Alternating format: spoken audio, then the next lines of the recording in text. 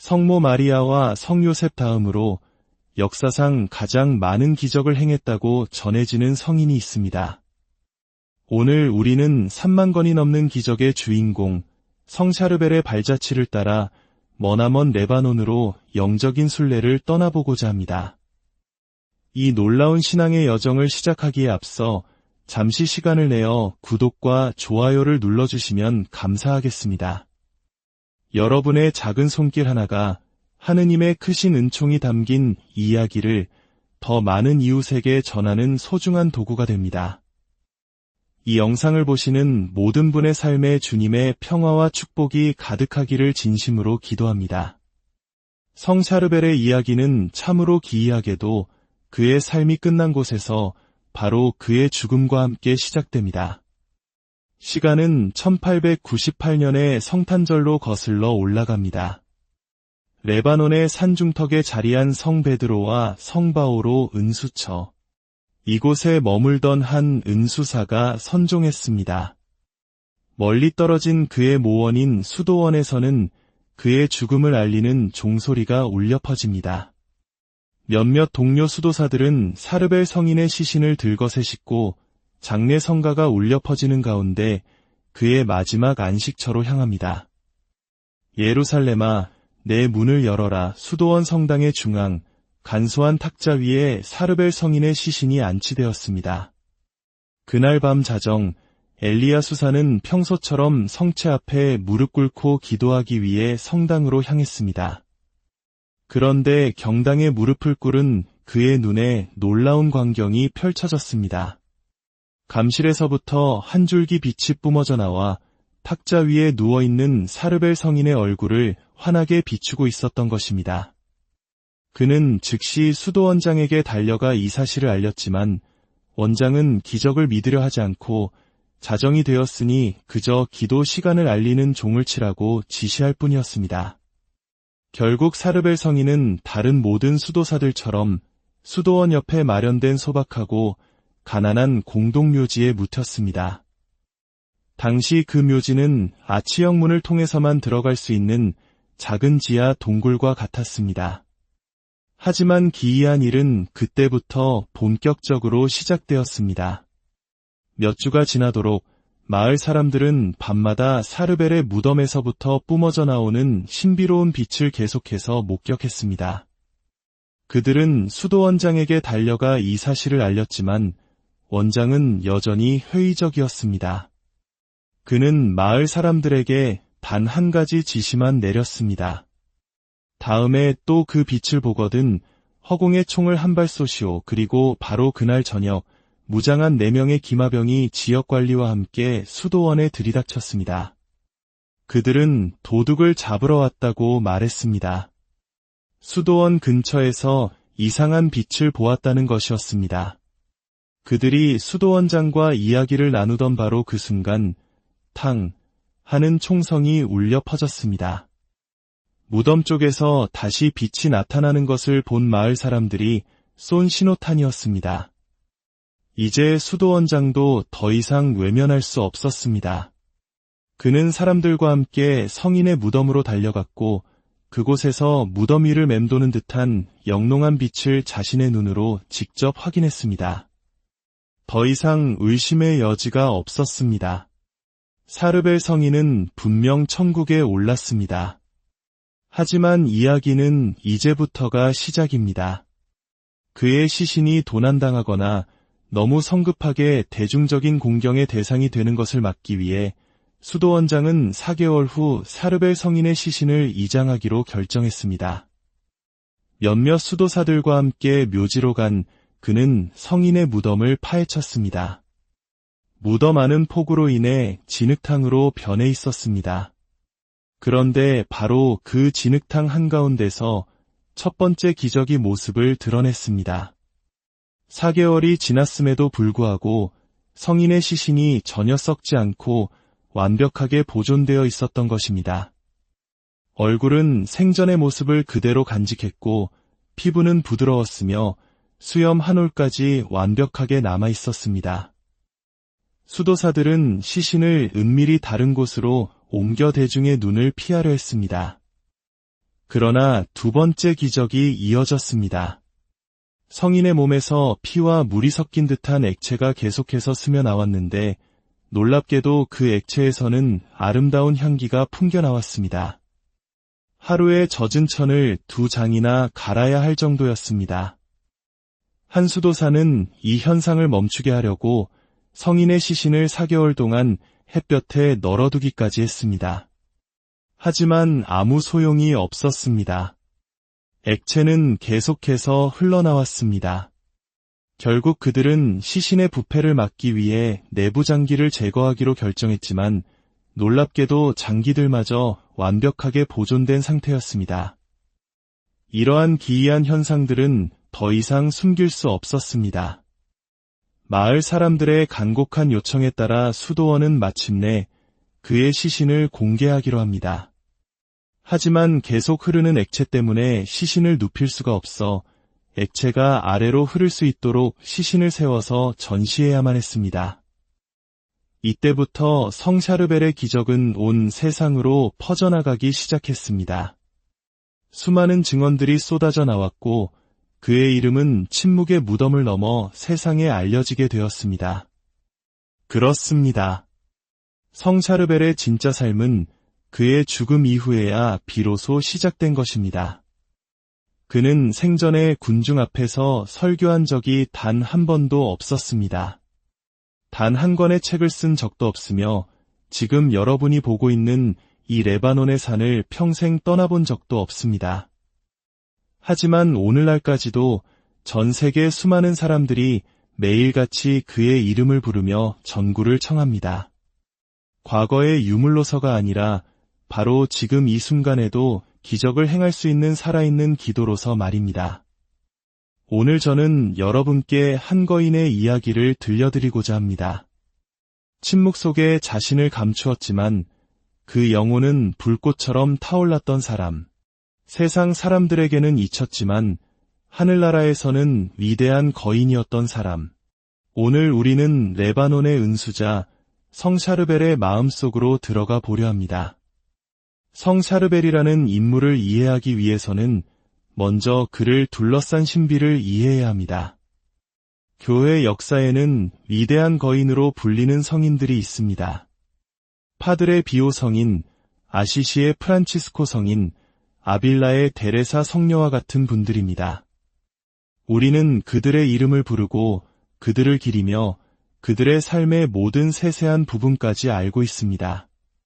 그들을 영감의 원천으로 또 본받아야 할 모델로 삼습니다. 하지만 그와는 반대로 하느님께서 어둠 속에 감추어 두시기를 기뻐하시는 작은 촛불과도 같은 성인들도 있습니다. 오직 하느님만이 그 존재를 아는 분들입니다. 19세기 레바논의 은수자 성 샤르벨은 바로 그런 성인이었습니다. 레바논의 산중턱에 자리한 그의 작은 은수처에서 무슨 일이 있었는지 우리는 알지 못합니다. 그는 일기를 남기지 않았습니다.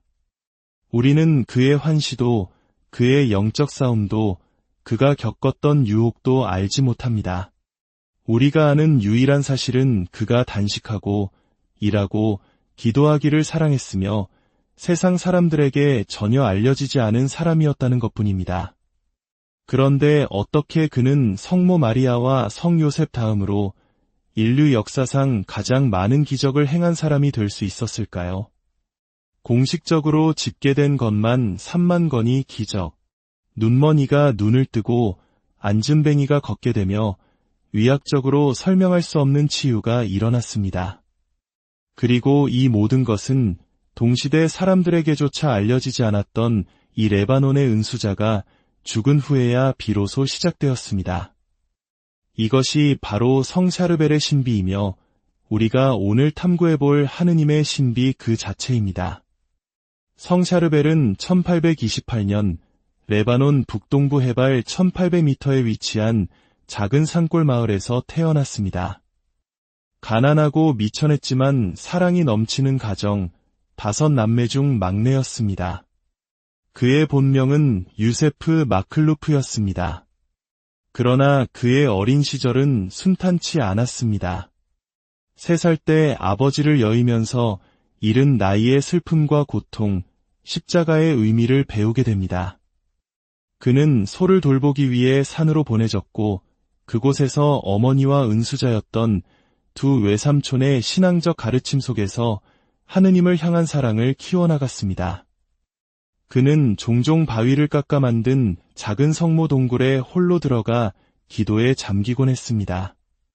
바로 그 고독한 기도의 시간 속에서 그는 자신의 삶을 온전히 하느님께 바치기로 결심합니다.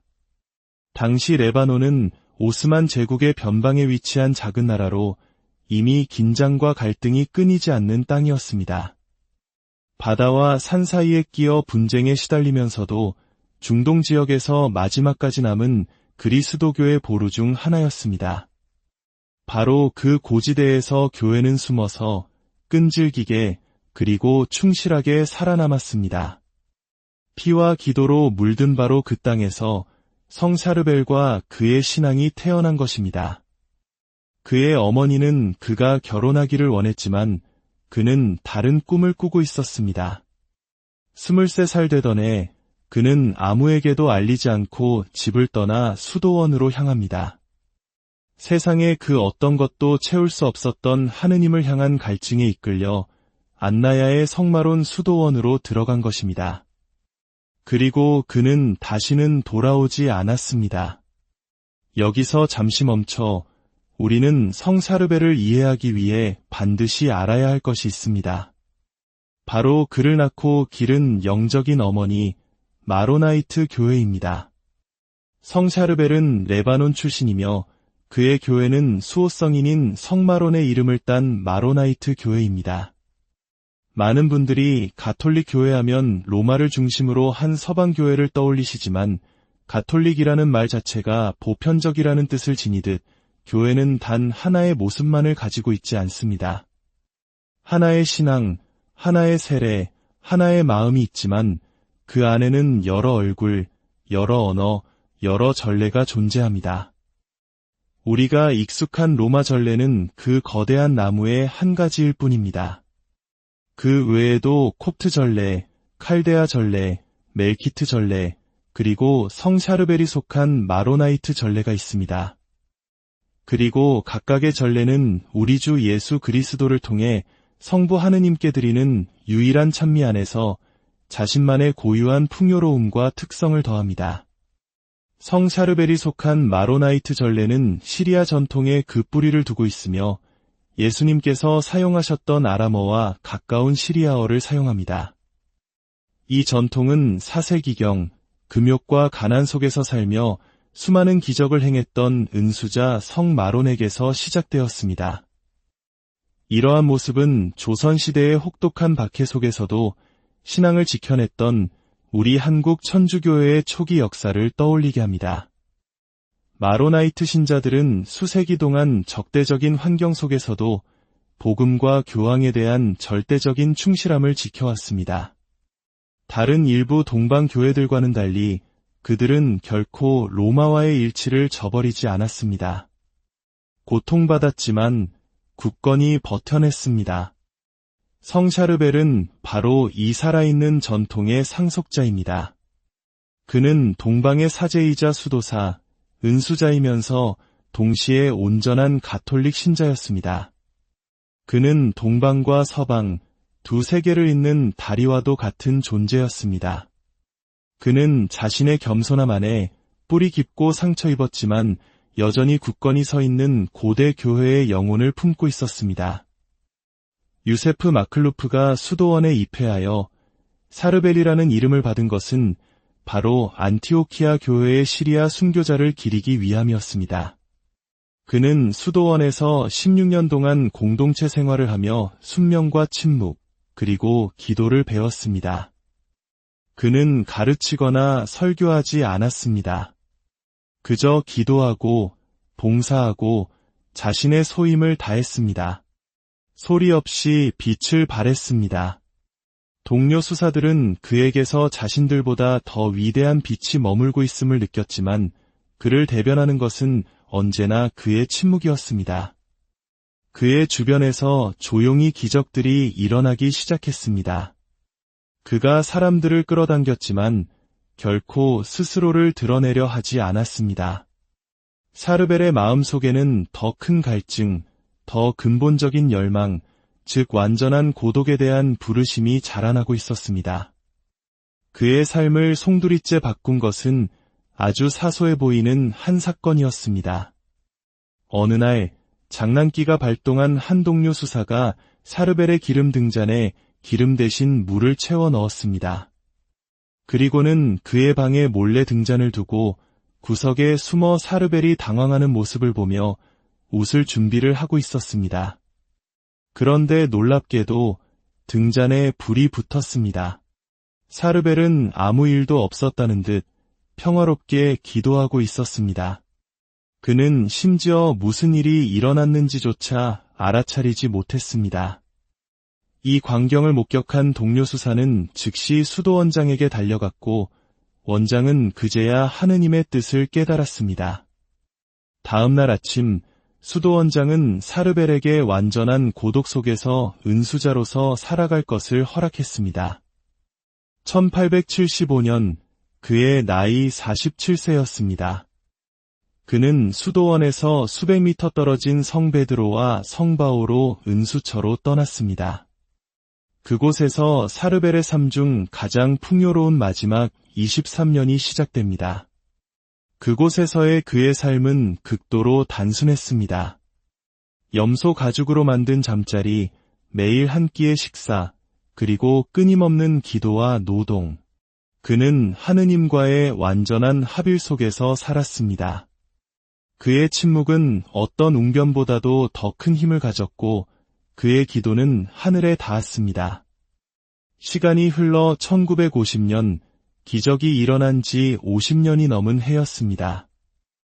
교회는 성 샤르벨의 시복시성을 위해 그의 무덤을 다시 열었습니다. 놀랍게도 그의 시신은 여전히 썩지 않은 상태로 발견되었습니다. 당시 찍힌 사진은 마치 잠든 사람처럼 평온한 그의 모습을 보여줍니다. 그러나 그 후 수십 년 동안 성인의 시신은 서서히 자연의 순리대로 변화하기 시작했습니다. 1965년 시복식 때에는 뼈만 남은 상태였고 1977년 시성식 때에는 완전히 한 줌의 흙으로 돌아가 있었습니다. 어떤 이들은 이를 두고 기적이 끝났다고 말할지도 모릅니다. 하지만 저는 하느님께서 당신의 위대한 지혜 안에서 당신의 거룩한 종 샤르벨이 우상 숭배의 대상이 되는 것을 원치 않으셨다고 믿습니다. 우리가 경배하는 것은 기적을 행하는 시신이 아닙니다. 기적을 일으키는 것은 성 샤르벨이 흠숭했던 바로 그 삼위일체 하느님 안에 우리가 두는 신앙입니다. 그의 신앙이 너무나도 강력했기에 우리는 그와 함께 기도할 때 홀로 기도할 때보다 더 쉽게 하느님을 흠숭할 수 있게 되는 것입니다. 한 줌의 흙으로 돌아간 그의 육신은 우리에게 성 샤르벨의 첫 번째 메시지, 즉 침묵과 관상, 완전한 고독의 메시지를 상기시켜줍니다. 영원히 그의 안에 살았고 그는 이제 영원으로 돌아갔습니다. 그는 우리에게 신앙의 침묵이 수만 건의 기적들보다도 하느님 앞에서 더 크게 외친다는 사실을 일깨워줍니다. 이 모든 기적들은 단지 하느님께서 우리를 사랑하시고 우리의 기도를 들어주시길 원하며 언젠가 우리가 성 샤르벨과 함께 천국에서 그분의 얼굴을 뵙게 되기를 원하신다는 사실을 상기시켜주는 표징일 뿐입니다. 이제 우리보다 앞서 이곳을 찾았던 수많은 순례자들처럼 우리의 삶과 마음, 우리의 육신과 영혼을 성 샤르벨의 전구에 맡기며 기도로 이 여정을 마치려 합니다. 이곳의 관습은 초를 봉헌하며 우리 영혼을 비추는 영원한 빛을 청하고 향을 피우며 우리의 기도가 향기로운 제물처럼 하느님께 올라가기를 기원하며 기름을 바르며 우리 몸의 치유를 청하는 것입니다. 우리 또한 질그릇처럼 연약한 존재로서 상처와 병고 속에 설명할 수 없고 경이로우며 무한한 보물, 바로 하느님의 사랑을 품고 있기 때문입니다. 사랑은 반드시 승리할 것입니다. 성 샤르벨에게 드리는 기도. 거룩한 샤르벨 성인이시여, 당신께서는 이 수도원에서 거룩한 삶을 사시며 주님께서 주신 기적의 힘으로 수많은 이들을 이끄셨나이다. 이제 당신의 거룩한 무덤 곁에서 특히 시련과 고통 속에서 제 곁에 계시며 저와 제가 사랑하는 이들을 위해 전구해 주심에 감사드리나이다. 당신의 위로하시는 선하심에 의지하며 당신의 전구를 통해 기도하오니 제 마음속에 있는 것, 저의 지향과 고통을 당신께서는 아시나이다. 주님께 저를 위해 빌어주소서. 저의 믿음이 약하고 하느님의 뜻에 온전히 내맡기기 어려움을 고백하나이다. 그러나 당신께서는 침묵의 삶 속에서 이 덕을 완벽하게 실천하셨으니 저의 믿음을 되살리고 정화하도록 도와주소서. 오, 연약한 제가 당신의 도움을 청하나이다. 모든 악에서 저를 보호하시고 특히 고통과 유혹 속에서 끝없이 하느님을 신뢰하는 법을 가르쳐 주소서. 저의 일과 저의 가정, 그리고 세상 어디에 있든지 당신의 전구를 청하는 모든 이들, 특히 이곳까지 온 이들을 축복하소서. 그들의 마음을 약하고 가난하며 고통받는 모든 이를 향한 선함과 자비로 채워주소서. 오, 저의 사랑하는 전구자이시며 보호자시여, 우리 주 예수 그리스도께 대한 당신의 강력한 전구에 저의 신뢰를 두나이다. 저의 나약함을 보시고 저를 굳세게 하시며 우리 구원자이시며 하느님이신 그리스도를 통하여 저에게 강복하소서. 성부와 함께 성령 안에서 한 분이신 하느님으로서 영원히 살아계시며 다스리시는 우리 주 그리스도를 통하여 성모 마리아와 성요셉 다음으로 역사상 가장 많은 기적을 행했다고 전해지는 성인이 있습니다. 오늘 우리는 3만 건이 넘는 기적의 주인공 성 샤르벨의 발자취를 따라 머나먼 레바논으로 영적인 순례를 떠나보고자 합니다. 이 놀라운 신앙의 여정을 시작하기에 앞서 잠시 시간을 내어 구독과 좋아요를 눌러주시면 감사하겠습니다. 여러분의 작은 손길 하나가 하느님의 크신 은총이 담긴 이야기를 더 많은 이웃에게 전하는 소중한 도구가 됩니다. 이 영상을 보시는 모든 분의 삶에 주님의 평화와 축복이 가득하기를 진심으로 기도합니다. 성 샤르벨의 이야기는 참으로 기이하게도 그의 삶이 끝난 곳에서 바로 그의 죽음과 함께 시작됩니다. 시간은 1898년의 성탄절로 거슬러 올라갑니다. 레바논의 산중턱에 자리한 성 베드로와 성 바오로 은수처. 이곳에 머물던 한 은수사가 선종했습니다. 멀리 떨어진 그의 모원인 수도원에서는 그의 죽음을 알리는 종소리가 울려 퍼집니다. 몇몇 동료 수도사들은 사르벨 성인의 시신을 들것에 싣고 장례 성가가 울려 퍼지는 가운데 그의 마지막 안식처로 향합니다.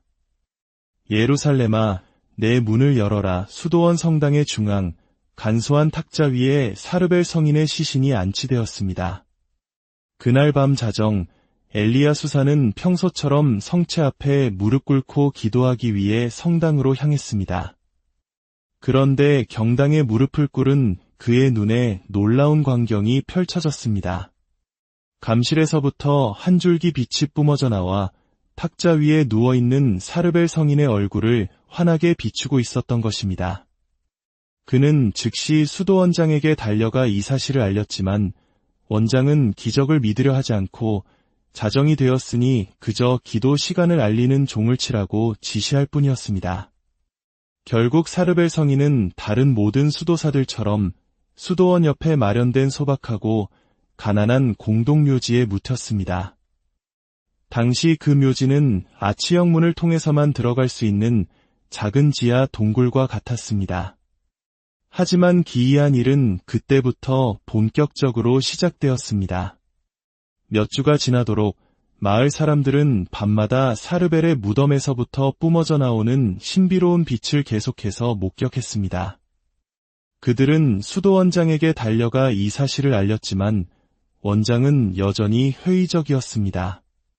그는 마을 사람들에게 단 한 가지 지시만 내렸습니다. 다음에 또 그 빛을 보거든 허공에 총을 한 발 쏘시오. 그리고 바로 그날 저녁 무장한 4명의 기마병이 지역관리와 함께 수도원에 들이닥쳤습니다. 그들은 도둑을 잡으러 왔다고 말했습니다. 수도원 근처에서 이상한 빛을 보았다는 것이었습니다.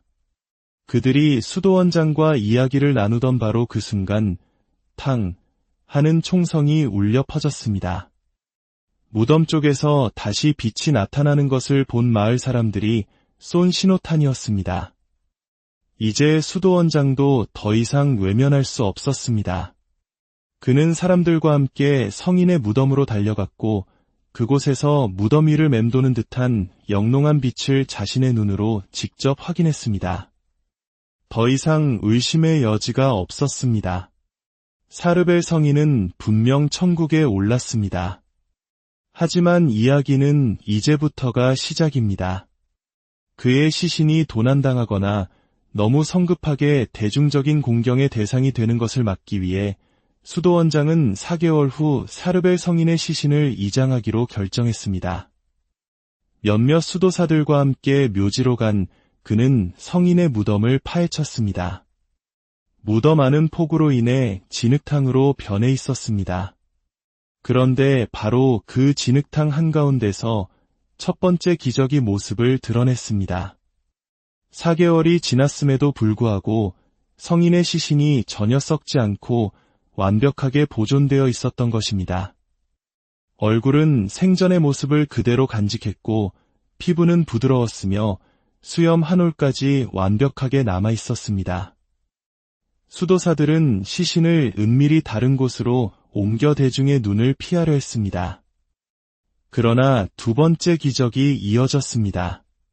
성인의 몸에서 피와 물이 섞인 듯한 액체가 계속해서 스며 나왔는데 놀랍게도 그 액체에서는 아름다운 향기가 풍겨나왔습니다. 하루에 젖은 천을 2장이나 갈아야 할 정도였습니다. 한 수도사는 이 현상을 멈추게 하려고 성인의 시신을 4개월 동안 햇볕에 널어두기까지 했습니다. 하지만 아무 소용이 없었습니다. 액체는 계속해서 흘러나왔습니다. 결국 그들은 시신의 부패를 막기 위해 내부 장기를 제거하기로 결정했지만 놀랍게도 장기들마저 완벽하게 보존된 상태였습니다. 이러한 기이한 현상들은 더 이상 숨길 수 없었습니다. 마을 사람들의 간곡한 요청에 따라 수도원은 마침내 그의 시신을 공개하기로 합니다. 하지만 계속 흐르는 액체 때문에 시신을 눕힐 수가 없어 액체가 아래로 흐를 수 있도록 시신을 세워서 전시해야만 했습니다. 이때부터 성샤르벨의 기적은 온 세상으로 퍼져나가기 시작했습니다. 수많은 증언들이 쏟아져 나왔고 그의 이름은 침묵의 무덤을 넘어 세상에 알려지게 되었습니다. 그렇습니다. 성샤르벨의 진짜 삶은 그의 죽음 이후에야 비로소 시작된 것입니다. 그는 생전에 군중 앞에서 설교한 적이 단 한 번도 없었습니다. 단 한 권의 책을 쓴 적도 없으며 지금 여러분이 보고 있는 이 레바논의 산을 평생 떠나본 적도 없습니다. 하지만 오늘날까지도 전 세계 수많은 사람들이 매일같이 그의 이름을 부르며 전구를 청합니다. 과거의 유물로서가 아니라 바로 지금 이 순간에도 기적을 행할 수 있는 살아있는 기도로서 말입니다. 오늘 저는 여러분께 한 거인의 이야기를 들려드리고자 합니다. 침묵 속에 자신을 감추었지만 그 영혼은 불꽃처럼 타올랐던 사람. 세상 사람들에게는 잊혔지만 하늘나라에서는 위대한 거인이었던 사람. 오늘 우리는 레바논의 은수자 성샤르벨의 마음속으로 들어가 보려 합니다. 성샤르벨이라는 인물을 이해하기 위해서는 먼저 그를 둘러싼 신비를 이해해야 합니다. 교회 역사에는 위대한 거인으로 불리는 성인들이 있습니다. 파드레 비오 성인, 아시시의 프란치스코 성인, 아빌라의 데레사 성녀와 같은 분들입니다.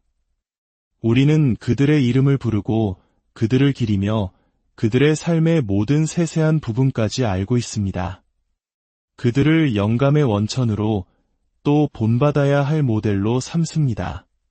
하지만 그와는 반대로 하느님께서 어둠 속에 감추어 두시기를 기뻐하시는 작은 촛불과도 같은 성인들도 있습니다. 오직 하느님만이 그 존재를 아는 분들입니다. 19세기 레바논의 은수자 성 샤르벨은 바로 그런 성인이었습니다. 레바논의 산중턱에 자리한 그의 작은 은수처에서 무슨 일이 있었는지 우리는 알지 못합니다. 그는 일기를 남기지 않았습니다. 우리는 그의 환시도, 그의 영적 싸움도, 그가 겪었던 유혹도 알지 못합니다. 우리가 아는 유일한 사실은 그가 단식하고, 일하고, 기도하기를 사랑했으며 세상 사람들에게 전혀 알려지지 않은 사람이었다는 것뿐입니다. 그런데 어떻게 그는 성모 마리아와 성 요셉 다음으로 인류 역사상 가장 많은 기적을 행한 사람이 될 수 있었을까요? 공식적으로 집계된 것만 3만 건이 기적, 눈먼이가 눈을 뜨고 앉은뱅이가 걷게 되며 의학적으로 설명할 수 없는 치유가 일어났습니다. 그리고 이 모든 것은 동시대 사람들에게조차 알려지지 않았던 이 레바논의 은수자가 죽은 후에야 비로소 시작되었습니다. 이것이 바로 성 샤르벨의 신비이며 우리가 오늘 탐구해볼 하느님의 신비 그 자체입니다.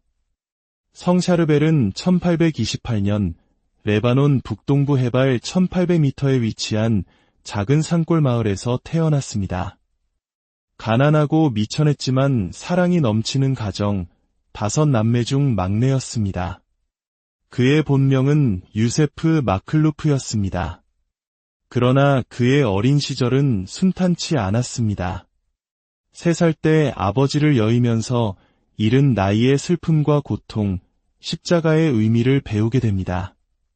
그는 소를 돌보기 위해 산으로 보내졌고 그곳에서 어머니와 은수자였던 두 외삼촌의 신앙적 가르침 속에서 하느님을 향한 사랑을 키워나갔습니다.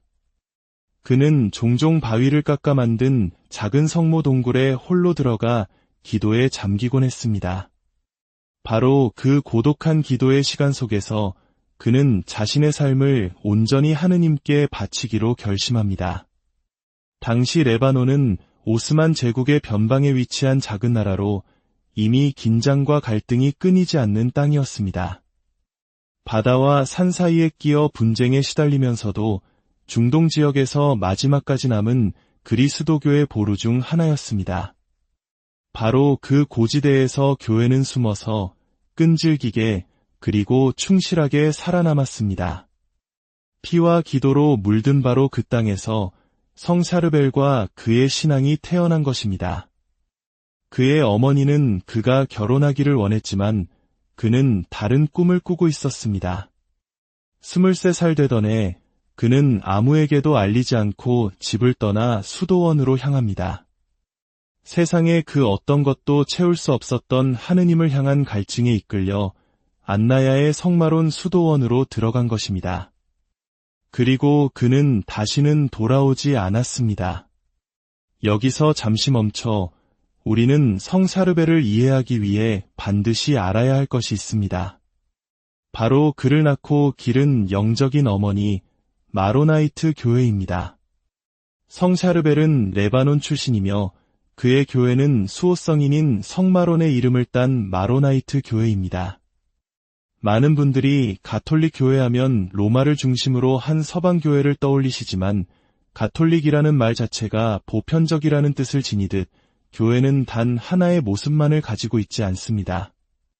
하나의 신앙, 하나의 세례, 하나의 마음이 있지만 그 안에는 여러 얼굴, 여러 언어, 여러 전례가 존재합니다.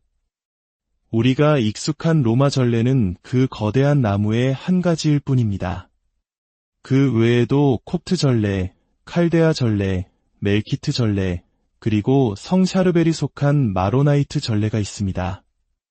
그리고 각각의 전례는 우리 주 예수 그리스도를 통해 성부 하느님께 드리는 유일한 찬미 안에서 자신만의 고유한 풍요로움과 특성을 더합니다. 성 샤르벨이 속한 마로나이트 전례는 시리아 전통에 그 뿌리를 두고 있으며 예수님께서 사용하셨던 아람어와 가까운 시리아어를 사용합니다. 이 전통은 4세기경 금욕과 가난 속에서 살며 수많은 기적을 행했던 은수자 성 마론에게서 시작되었습니다. 이러한 모습은 조선시대의 혹독한 박해 속에서도 신앙을 지켜냈던 우리 한국 천주교회의 초기 역사를 떠올리게 합니다. 마로나이트 신자들은 수세기 동안 적대적인 환경 속에서도 복음과 교황에 대한 절대적인 충실함을 지켜왔습니다. 다른 일부 동방 교회들과는 달리 그들은 결코 로마와의 일치를 저버리지 않았습니다. 고통받았지만 굳건히 버텨냈습니다. 성 샤르벨은 바로 이 살아있는 전통의 상속자입니다. 그는 동방의 사제이자 수도사, 은수자이면서 동시에 온전한 가톨릭 신자였습니다. 그는 동방과 서방, 두 세계를 잇는 다리와도 같은 존재였습니다. 그는 자신의 겸손함 안에 뿌리 깊고 상처 입었지만 여전히 굳건히 서 있는 고대 교회의 영혼을 품고 있었습니다. 유세프 마클루프가 수도원에 입회하여 사르벨이라는 이름을 받은 것은 바로 안티오키아 교회의 시리아 순교자를 기리기 위함이었습니다. 그는 수도원에서 16년 동안 공동체 생활을 하며 순명과 침묵, 그리고 기도를 배웠습니다. 그는 가르치거나 설교하지 않았습니다. 그저 기도하고 봉사하고 자신의 소임을 다했습니다. 소리 없이 빛을 발했습니다. 동료 수사들은 그에게서 자신들보다 더 위대한 빛이 머물고 있음을 느꼈지만 그를 대변하는 것은 언제나 그의 침묵이었습니다. 그의 주변에서 조용히 기적들이 일어나기 시작했습니다. 그가 사람들을 끌어당겼지만 결코 스스로를 드러내려 하지 않았습니다. 사르벨의 마음속에는 더 큰 갈증, 더 근본적인 열망, 즉 완전한 고독에 대한 부르심이 자라나고 있었습니다. 그의 삶을 송두리째 바꾼 것은 아주 사소해 보이는 한 사건이었습니다. 어느 날 장난기가 발동한 한 동료 수사가 사르벨의 기름 등잔에 기름 대신 물을 채워 넣었습니다. 그리고는 그의 방에 몰래 등잔을 두고 구석에 숨어 사르벨이 당황하는 모습을 보며 웃을 준비를 하고 있었습니다. 그런데 놀랍게도 등잔에 불이 붙었습니다. 사르벨은 아무 일도 없었다는 듯 평화롭게 기도하고 있었습니다. 그는 심지어 무슨 일이 일어났는지조차 알아차리지 못했습니다. 이 광경을 목격한 동료 수사는 즉시 수도원장에게 달려갔고 원장은 그제야 하느님의 뜻을 깨달았습니다. 다음 날 아침 수도원장은 사르벨에게 완전한 고독 속에서 은수자로서 살아갈 것을 허락했습니다. 1875년 그의 나이 47세였습니다. 그는 수도원에서 수백 미터 떨어진 성 베드로와 성 바오로 은수처로 떠났습니다. 그곳에서 사르벨의 삶 중 가장 풍요로운 마지막 23년이 시작됩니다. 그곳에서의 그의 삶은 극도로 단순했습니다. 염소 가죽으로 만든 잠자리, 매일 한 끼의 식사, 그리고 끊임없는 기도와 노동. 그는 하느님과의 완전한 합일 속에서 살았습니다. 그의 침묵은 어떤 웅변보다도 더 큰 힘을 가졌고 그의 기도는 하늘에 닿았습니다. 시간이 흘러 1950년, 기적이 일어난 지 50년이 넘은 해였습니다. 교회는 성 샤르벨의 시복시성을 위해 그의 무덤을 다시 열었습니다. 놀랍게도 그의 시신은 여전히 썩지 않은 상태로 발견되었습니다. 당시 찍힌 사진은 마치 잠든 사람처럼 평온한 그의 모습을 보여줍니다. 그러나 그 후 수십 년 동안 성인의 시신은 서서히 자연의 순리대로 변화하기 시작했습니다. 1965년 시복식 때에는 뼈만 남은 상태였고 1977년 시성식 때에는 완전히 한 줌의 흙으로 돌아가 있었습니다. 어떤 이들은 이를 두고 기적이 끝났다고 말할지도 모릅니다. 하지만 저는 하느님께서 당신의 위대한 지혜 안에서 당신의 거룩한 종 샤르벨이 우상 숭배의 대상이 되는 것을 원치 않으셨다고 믿습니다. 우리가 경배하는 것은 기적을 행하는 시신이 아닙니다. 기적을 일으키는 것은 성 샤르벨이 흠숭했던 바로 그 삼위일체 하느님 안에 우리가 두는 신앙입니다. 그의 신앙이 너무나도 강력했기에 우리는 그와 함께 기도할 때 홀로 기도할 때보다 더 쉽게 하느님을 흠숭할 수 있게 되는 것입니다.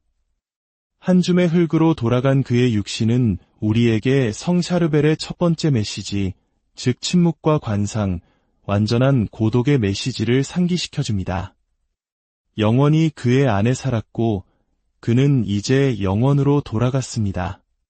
그는 우리에게 신앙의 침묵이 수만 건의 기적들보다도 하느님 앞에서 더 크게 외친다는 사실을 일깨워줍니다. 이 모든 기적들은 단지 하느님께서 우리를 사랑하시고 우리의 기도를 들어주시길 원하며 언젠가 우리가 성 샤르벨과 함께 천국에서 그분의 얼굴을 뵙게 되기를 원하신다는 사실을 상기시켜주는 표징일 뿐입니다. 이제 우리보다 앞서 이곳을 찾았던 수많은 순례자들처럼 우리의 삶과 마음, 우리의 육신과 영혼을 성 샤르벨의 전구에 맡기며 기도로 이 여정을 마치려 합니다. 이곳의 관습은 초를 봉헌하며 우리 영혼을 비추는 영원한 빛을 청하고 향을 피우며 우리의 기도가 향기로운 제물처럼 하느님께 올라가기를 기원하며 기름을 바르며 우리 몸의 치유를 청하는 것입니다. 우리 또한 질그릇처럼 연약한 존재로서 상처와 병고 속에 설명할 수 없고 경이로우며 무한한 보물, 바로 하느님의 사랑을 품고 있기 때문입니다. 사랑은 반드시 승리할 것입니다. 성 샤르벨에게 드리는 기도, 거룩한 샤르벨 성인이시여, 당신께서는 이 수도원에서 거룩한 삶을 사시며 주님께서 주신 기적의 힘으로 수많은 이들을 이끄셨나이다. 이제 당신의 거룩한 무덤 곁에서 특히 시련과 고통 속에서 제 곁에 계시며 저와 제가 사랑하는 이들을 위해 전구해 주심에 감사드리나이다. 당신의 위로하시는 선하심에 의지하며 당신의 전구를 통해 기도하오니 제 마음속에 있는 것, 저의 지향과 고통을 당신께서는 아시나이다. 주님께 저를 위해 빌어주소서. 저의 믿음이 약하고 하느님의 뜻에 온전히 내맡기기 어려움을 고백하나이다. 그러나 당신께서는 침묵의 삶 속에서 이 덕을 완벽하게 실천하셨으니 저의 믿음을 되살리고 정화하도록 도와주소서. 오, 연약한 제가 당신의 도움을 청하나이다. 모든 악에서 저를 보호하시고 특히 고통과 유혹 속에서 끝없이 하느님을 신뢰하는 법을 가르쳐 주소서. 저의 일과 저의 가정, 그리고 세상 어디에 있든지 당신의 전구를 청하는 모든 이들, 특히 이곳까지 온 이들을 축복하소서. 그들의 마음을 약하고 가난하며 고통받는 모든 이를 향한 선함과 자비로 채워주소서.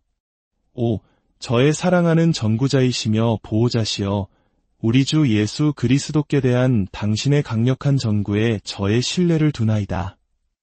저의 나약함을 보시고 저를 굳세게 하시며 우리 구원자이시며 하느님이신 그리스도를 통하여 저에게 강복하소서. 성부와 함께 성령 안에서 한 분이신 하느님으로서 영원히 살아계시며 다스리시는 우리 주 그리스도를 통하여 성모 마리아와 성요셉 다음으로 역사상 가장 많은 기적을 행했다고 전해지는 성인이 있습니다. 오늘 우리는 3만 건이 넘는 기적의 주인공 성 샤르벨의 발자취를 따라 머나먼 레바논으로 영적인 순례를 떠나보고자 합니다. 이 놀라운 신앙의 여정을 시작하기에 앞서 잠시 시간을 내어 구독과 좋아요를 눌러주시면 감사하겠습니다. 여러분의 작은 손길 하나가 하느님의 크신 은총이 담긴 이야기를 더 많은 이웃에게 전하는 소중한 도구가 됩니다. 이 영상을 보시는 모든 분의 삶에 주님의 평화와 축복이 가득하기를 진심으로 기도합니다. 성 샤르벨의 이야기는 참으로 기이하게도 그의 삶이 끝난 곳에서 바로 그의 죽음과 함께 시작됩니다. 시간은 1898년의 성탄절로 거슬러 올라갑니다. 레바논의 산중턱에 자리한 성 베드로와 성 바오로 은수처. 이곳에 머물던 한 은수사가 선종했습니다. 멀리 떨어진 그의 모원인 수도원에서는 그의 죽음을 알리는 종소리가 울려 퍼집니다. 몇몇 동료 수도사들은 사르벨 성인의 시신을 들것에 싣고 장례 성가가 울려 퍼지는 가운데 그의 마지막 안식처로 향합니다. 예루살렘아, 내 문을 열어라. 수도원 성당의 중앙, 간소한 탁자 위에 사르벨 성인의 시신이 안치되었습니다. 그날 밤 자정, 엘리야 수사는 평소처럼 성체 앞에 무릎 꿇고 기도하기 위해 성당으로 향했습니다. 그런데 경당에 무릎을 꿇은 그의 눈에 놀라운 광경이 펼쳐졌습니다. 감실에서부터 한 줄기 빛이 뿜어져 나와 탁자 위에 누워있는 사르벨 성인의 얼굴을 환하게 비추고 있었던 것입니다. 그는 즉시 수도원장에게 달려가 이 사실을 알렸지만 원장은 기적을 믿으려 하지 않고 자정이 되었으니 그저 기도 시간을 알리는 종을 치라고 지시할 뿐이었습니다. 결국 사르벨 성인은 다른 모든 수도사들처럼 수도원 옆에 마련된 소박하고 가난한 공동묘지에 묻혔습니다. 당시 그 묘지는 아치형 문을 통해서만 들어갈 수 있는 작은 지하 동굴과 같았습니다. 하지만 기이한 일은 그때부터 본격적으로 시작되었습니다. 몇 주가 지나도록 마을 사람들은 밤마다 사르벨의 무덤에서부터 뿜어져 나오는 신비로운 빛을 계속해서 목격했습니다. 그들은 수도원장에게 달려가 이 사실을 알렸지만 원장은 여전히 회의적이었습니다. 그는 마을 사람들에게 단 한 가지 지시만 내렸습니다. 다음에 또 그 빛을 보거든 허공에 총을 한 발 쏘시오. 그리고 바로 그날 저녁 무장한 4명의 기마병이 지역관리와 함께 수도원에 들이닥쳤습니다. 그들은 도둑을 잡으러 왔다고 말했습니다. 수도원 근처에서 이상한 빛을 보았다는 것이었습니다. 그들이 수도원장과 이야기를 나누던 바로 그 순간 탕 하는 총성이 울려 퍼졌습니다. 무덤 쪽에서 다시 빛이 나타나는 것을 본 마을 사람들이 쏜 신호탄이었습니다. 이제 수도원장도 더 이상 외면할 수 없었습니다. 그는 사람들과 함께 성인의 무덤으로 달려갔고 그곳에서 무덤 위를 맴도는 듯한 영롱한 빛을 자신의 눈으로 직접 확인했습니다. 더 이상 의심의 여지가 없었습니다. 사르벨 성인은 분명 천국에 올랐습니다. 하지만 이야기는 이제부터가 시작입니다. 그의 시신이 도난당하거나 너무 성급하게 대중적인 공경의 대상이 되는 것을 막기 위해 수도원장은 4개월 후 사르벨 성인의 시신을 이장하기로 결정했습니다. 몇몇 수도사들과 함께 묘지로 간 그는 성인의 무덤을 파헤쳤습니다. 무덤 안은 폭우로 인해 진흙탕으로 변해 있었습니다. 그런데 바로 그 진흙탕 한가운데서 첫 번째 기적이 모습을 드러냈습니다. 4개월이 지났음에도 불구하고 성인의 시신이 전혀 썩지 않고 완벽하게 보존되어 있었던 것입니다. 얼굴은 생전의 모습을 그대로 간직했고 피부는 부드러웠으며 수염 한 올까지 완벽하게 남아 있었습니다. 수도사들은 시신을 은밀히 다른 곳으로 옮겨 대중의 눈을 피하려 했습니다. 그러나 두 번째 기적이 이어졌습니다. 성인의 몸에서 피와 물이 섞인 듯한 액체가 계속해서 스며 나왔는데 놀랍게도 그 액체에서는 아름다운 향기가 풍겨나왔습니다. 하루에 젖은 천을 2장이나 갈아야 할 정도였습니다. 한 수도사는 이 현상을 멈추게 하려고 성인의 시신을 4개월 동안 햇볕에 널어두기까지 했습니다. 하지만 아무 소용이 없었습니다. 액체는 계속해서 흘러나왔습니다. 결국 그들은 시신의 부패를 막기 위해 내부 장기를 제거하기로 결정했지만 놀랍게도 장기들마저 완벽하게 보존된 상태였습니다. 이러한 기이한 현상들은 더 이상 숨길 수 없었습니다. 마을 사람들의 간곡한 요청에 따라 수도원은 마침내 그의 시신을 공개하기로 합니다.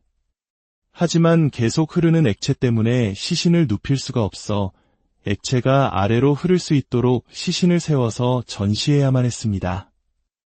이때부터 성 샤르벨의 기적은 온 세상으로 퍼져나가기 시작했습니다. 수많은 증언들이 쏟아져 나왔고 그의 이름은 침묵의 무덤을 넘어 세상에 알려지게 되었습니다.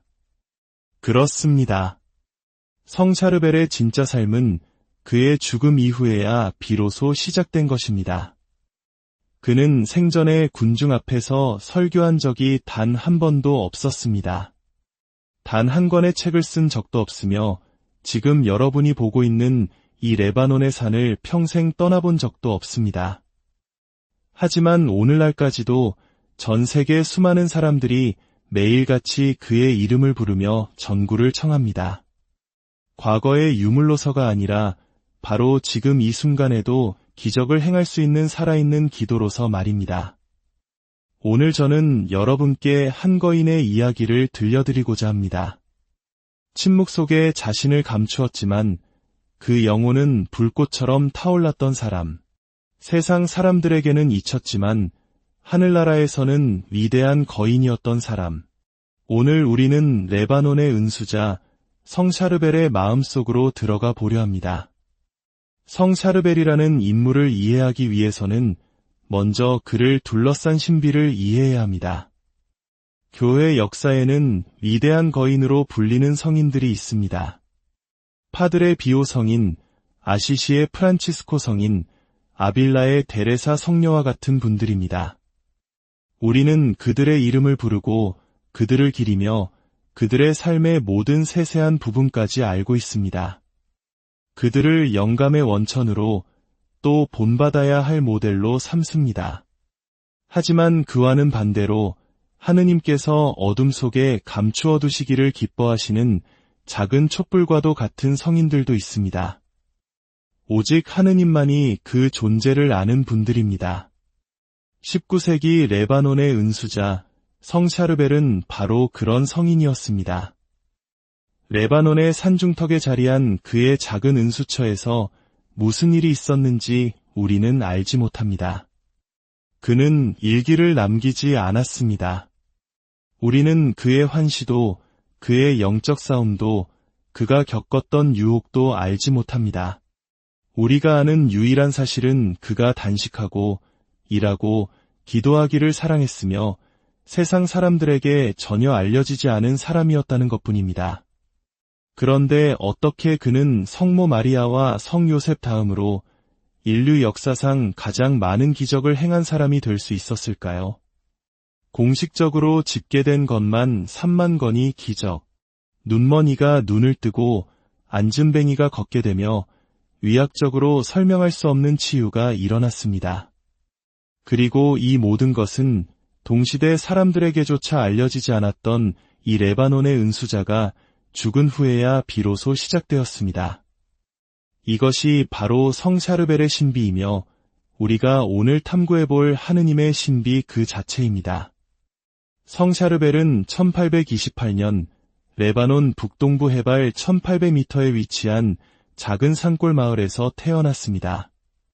가난하고 미천했지만 사랑이 넘치는 가정, 5남매 중 막내였습니다. 그의 본명은 유세프 마클루프였습니다. 그러나 그의 어린 시절은 순탄치 않았습니다. 3살 때 아버지를 여의면서 이른 나이의 슬픔과 고통, 십자가의 의미를 배우게 됩니다. 그는 소를 돌보기 위해 산으로 보내졌고 그곳에서 어머니와 은수자였던 두 외삼촌의 신앙적 가르침 속에서 하느님을 향한 사랑을 키워나갔습니다. 그는 종종 바위를 깎아 만든 작은 성모 동굴에 홀로 들어가 기도에 잠기곤 했습니다. 바로 그 고독한 기도의 시간 속에서 그는 자신의 삶을 온전히 하느님께 바치기로 결심합니다. 당시 레바논은 오스만 제국의 변방에 위치한 작은 나라로 이미 긴장과 갈등이 끊이지 않는 땅이었습니다. 바다와 산 사이에 끼어 분쟁에 시달리면서도 중동 지역에서 마지막까지 남은 그리스도교의 보루 중 하나였습니다. 바로 그 고지대에서 교회는 숨어서 끈질기게 그리고 충실하게 살아남았습니다. 피와 기도로 물든 바로 그 땅에서 성 샤르벨과 그의 신앙이 태어난 것입니다.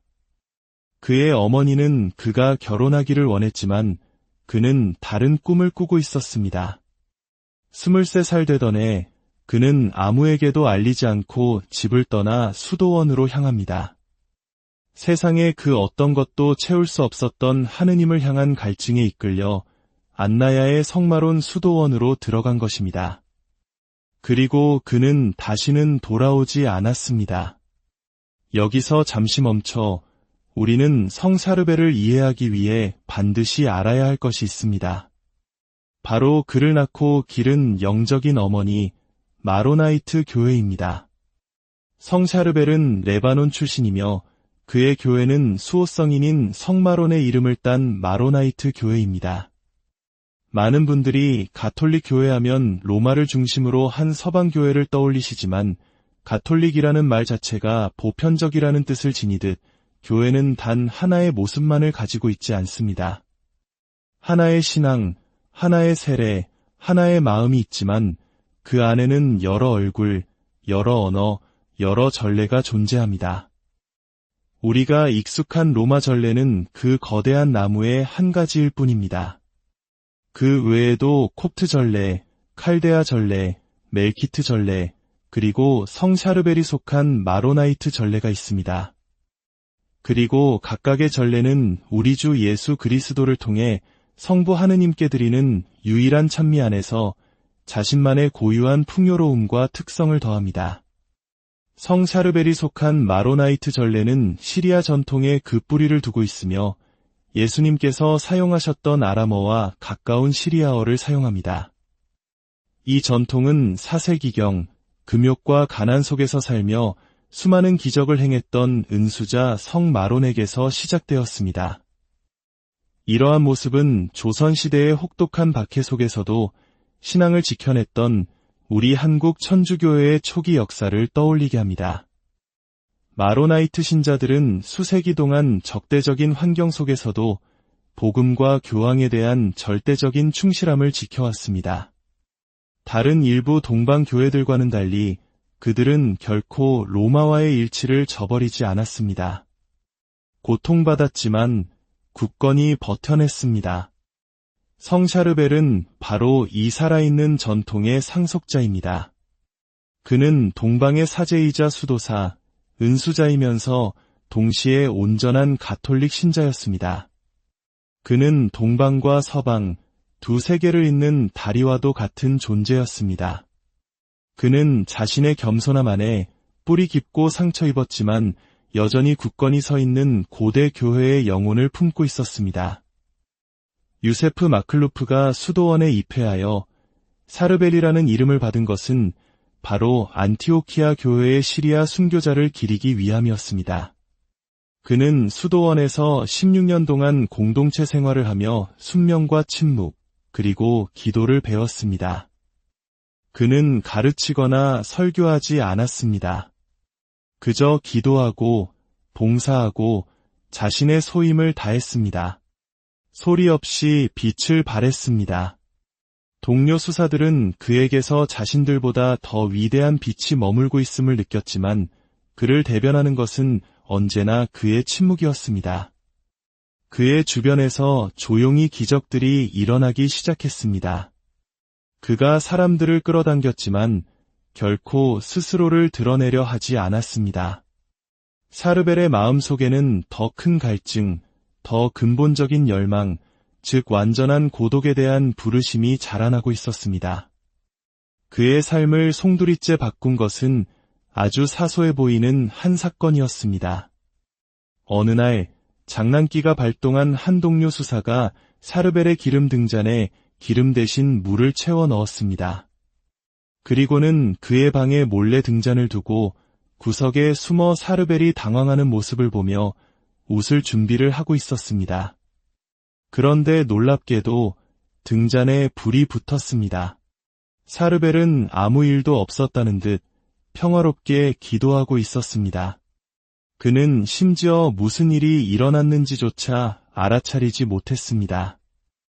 이 광경을 목격한 동료 수사는 즉시 수도 원장에게 달려갔고 원장은 그제야 하느님의 뜻을 깨달았습니다.